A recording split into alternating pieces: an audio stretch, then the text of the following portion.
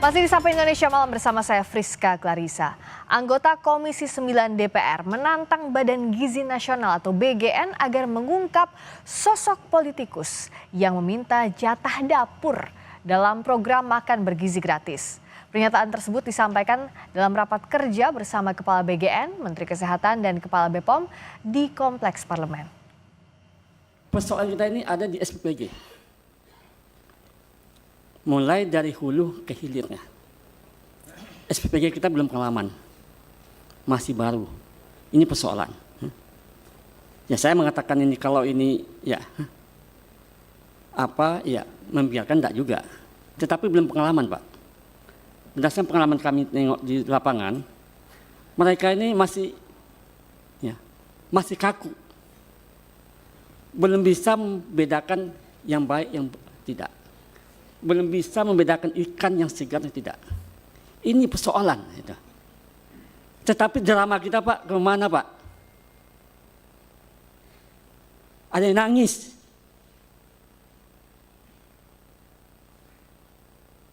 Ada yang politisi lagi yang dibawa. Kalau ada politisi, tunjuk hidungnya. Siapa? Jangan kita bicara di medsos. Pertama ramai Pak. Kasihan Bapak. Dulu satu, wamen Bapak aman-aman saja. Bertambah, kami pun gerah jadinya.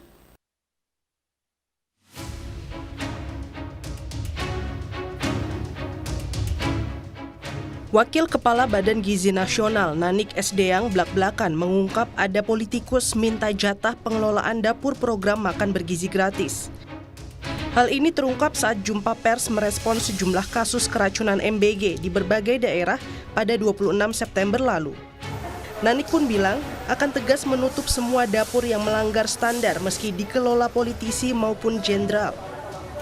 Makanya ada, serius nih, ada yang WA saya, Mbak, saya jawab, kamu politikus bukannya bantu saya bagaimana mengkomunikasikan soal keracunan malah minta dapur, ya kan? Langsung saya blok. Ada enggak itu punyanya siapa di situ? Punyanya DPR, anggota DPR siapa di situ? Karena enggak akan terlihat ketika diverifikasi. Paling sesudahnya aja. Tapi mau punyanya Jenderal Belang, mau punyanya siapa, kalau melanggar akan saya tutup, saya nggak peduli. Ya. Temuan Ombudsman juga mengonfirmasi afiliasi politik dalam penerapan program MBG. Ombudsman mengungkap penetapan mitra dan yayasan dapur MBG yang belum transparan dan rawan konflik kepentingan jadi salah satu masalah pelaksanaannya. Dari bahwa faktor eksternal, khususnya potensi intervensi politik juga tidak dapat diabaikan dalam melihat dinamika penyelenggaraan program MBG.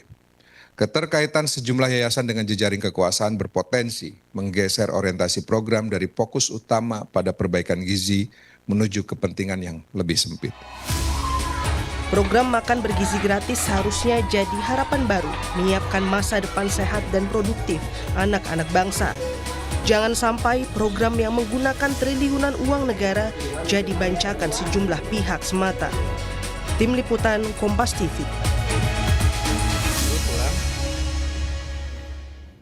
Ada politisi minta jatah pengelolaan dapur MBG hingga temuan penetapan mitra dan yayasan MBG yang belum transparan dan rawan konflik kepentingan. Kita bahas masalah ini bersama dengan anggota Ombudsman RI, Gus Haryanto Kusumaharsa, dan juga nanti akan bergabung Wakil Ketua Umum Partai Golkar Ahmad Doli Kurnia.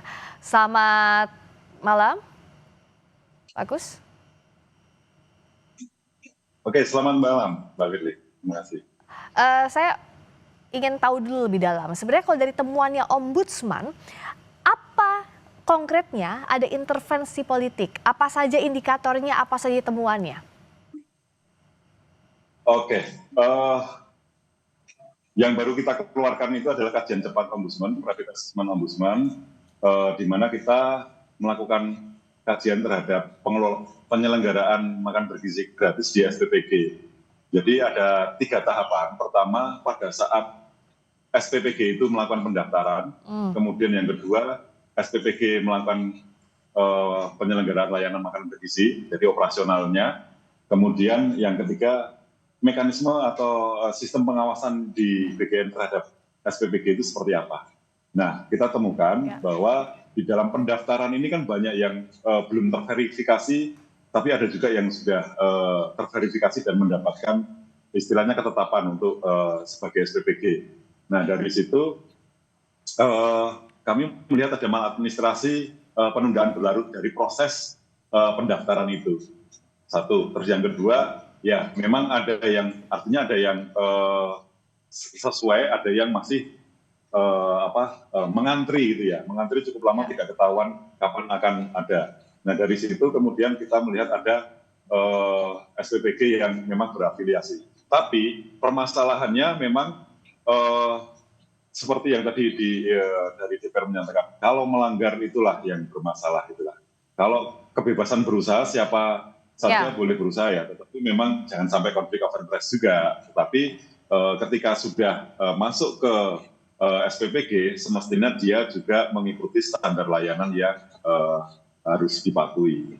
Pak Kus, sebenarnya aturan mainnya seperti apa sih? Agar kita tahu nih batasannya mana yang memang bisa ada konflik kepentingan, mana yang diperbolehkan dalam hal kebebasan berusaha. Ya, oke. Ini BGM kan ada porsi dia membangun sendiri atau dia membuka mitra gitu ya. Artinya mitra ini harus melalui proses pendaftaran. Nah, pendaftaran ini melalui serangkaian verifikasi, begitulah. Nah, dalam hal proses pendaftaran ini yang kami melihat pertama ada permasalahan penundaan berlarut dan transparansi. Jadi, kalau memang semuanya ini memang ini sudah bagus, harus melalui kanal pendaftaran. Sudah disediakan di situsnya. Tetapi ya itu, apakah kemudian proses verifikasi ini benar-benar memenuhi persyaratan atau sekedar kedekatan itu tadi. Nah kami ingin memastikan itu. Karena ini kan harus jelas ya, saat ada kanal pendaftaran sebenarnya sudah dibuka kanalnya. Tapi proses verifikasinya semestinya seperti apa? Nah, temuan ombudsman yang dianggap, yang kemungkinan ada kemungkinan pelanggaran itu seperti apa dengan adanya afiliasi politik? Di bagian mananya, verifikasinya kah atau seperti apa? Ya, begini, ketika ini program ini berasal dari anggaran bantuan pemerintah, maka itu kemudian harus disalurkan melalui badan hukum yang namanya yayasan. Nah, yayasan ini kemudian punya mitra yang namanya SPPG. Nah, SPPG-nya barang tentu bisa masyarakat umum semua gitu kan, tapi yayasannya itu bisa terafiliasi ke politik dan terafiliasi yang macam-macam gitu. Nah, pada titik ini kita tidak mempermasalahkan itu dulu, tetapi mempermasalahkan apakah SPPG ini benar-benar telah memenuhi persyaratan atau tidak. Kalau gara-gara ada afiliasi kemudian memperingan persyaratan yang memang sudah seharusnya sudah ditentukan, nah itu yang jadi permasalahan maladministrasi. Berarti kalau sederhananya begini, dari tadi rantai rantai proses yang panjang tadi, kemungkinan dugaan ada permainan tanda kutipnya adalah yayasan ini kan yang punya kewenangan untuk menentukan, misalnya SPPG mana nih yang layak untuk ditunjuk seperti itu. Bukan. Atau seperti apa, Pak? Bukan. Jadi SPPG itu harus berbadan hukum yayasan. Kalau dia tidak berbadan hukum yayasan, dia harus menginduk ke sebuah yayasan. Nah, akhirnya di lapangan yayasan ini bisa mencari SPPG, calon SPPG gitu ya. Calon SPPG sehingga proses verifikasinya menjadi agak kabur ketika apakah yang diverifikasi itu yayasannya atau SPPG-nya gitu kan. Nah, SPPG-nya ini harus memenuhi persyaratan-persyaratan yang sudah ditentukan. Ada juknisnya untuk kualifikasi sebuah SPPG. Nah, kami hanya menemukan bahwa itu ada afiliasi politik di yayasan. Nah, kemudian apakah itu berkorelasi dengan SPPG-nya atau tidak? Kita dalam temuan kami memang ada 3 golongan SPPG ya. SPPG yang bermasalah, ada insidennya, ada SPPG yang memang bagus, ada SPPG yang baru mau beroperasi, belum beroperasi tapi sudah dapat izin gitu ya. Nah, jadi macam-macam kondisinya. kan ada macam-macam kondisinya, tapi tadi ada temuan afiliasi politiknya di yayasan. Biasanya kalau sesuatu yang punya afiliasi politik, ini kan rawan suuzon ya Pak ya, prasangka. Apakah betul ini sesuai atau tidak? Nah, mekanisme pengawasan yang saat ini sudah berjalan seperti apa sih Pak? Tapi nanti jawabnya usai jeda di Sapa Indonesia Malam.